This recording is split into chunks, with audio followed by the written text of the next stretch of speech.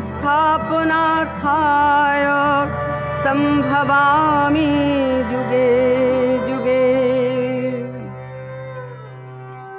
দাপরের শেষে ভোজপতি কংসের অত্যাচারে পৃথিবী হলো জর্জরিত। তখন ভগবান ক্ষীরোদসায়ের শরণ নিলেন দেবগণ। নারায়ণ নমো নারায়ণ নমো নারায়ণ নমো নারায়ণ। শঙ্খ চক্র গদা কেউরবাণ নারায়ণ নমো নারায়ণ। শঙ্খ চক্র গদা কেউরবাণ নারায়ণ নমো নারায়ণ। ভগবান দেবগণকে আশ্বাস দিয়ে বললেন, আমি অচিরাত কংস ভগিনী দেবকীর অষ্টম গর্ভে জন্মগ্রহণ করে দুষ্ট কংসকে নিধন করব। কংস এই দৈববাণী শুনে তার ভগিনী ও বসুদেবকে কারাগারে আবদ্ধ করলেন।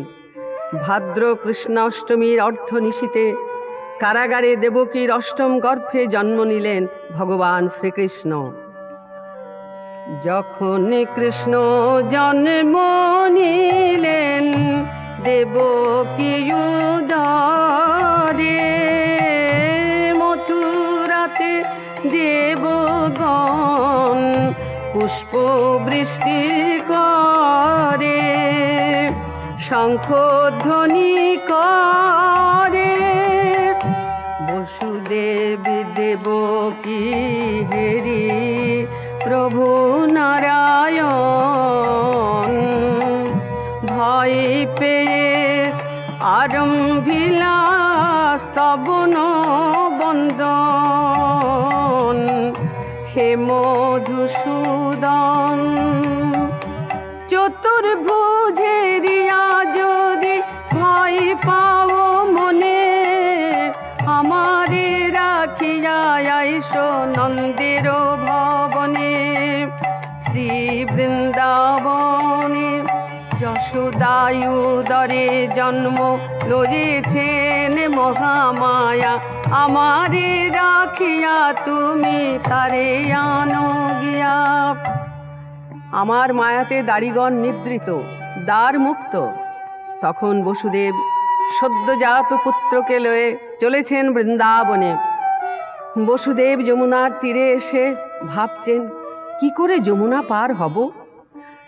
যোগমায়া ভগবতী মনেতে জানিয়া, শিবারূপে শ্রী যমুনা পার হন গিয়া। শ্রীগালে হইল পার দেখিল যখন, যমুনা পার হইয়া যান বসুদেব তখন। পশ্চাতে অনন্তনাথ ফনা বিস্তারিয়া, বৃষ্টি নিবারণ লাগি ছত্র ধরিয়া।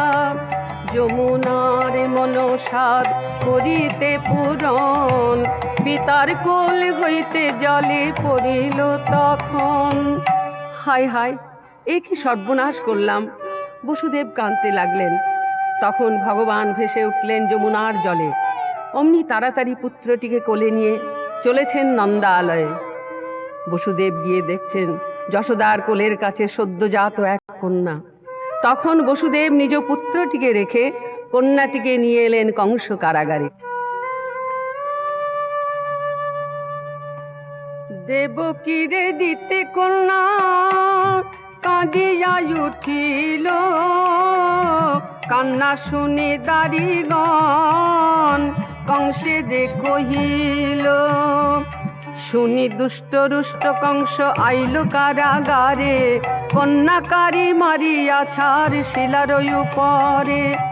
আকাশে উঠিয়া কন্যা হাসি হাসি বলে, তোমারে নাসিবে যে রয়েছে গোকুলে।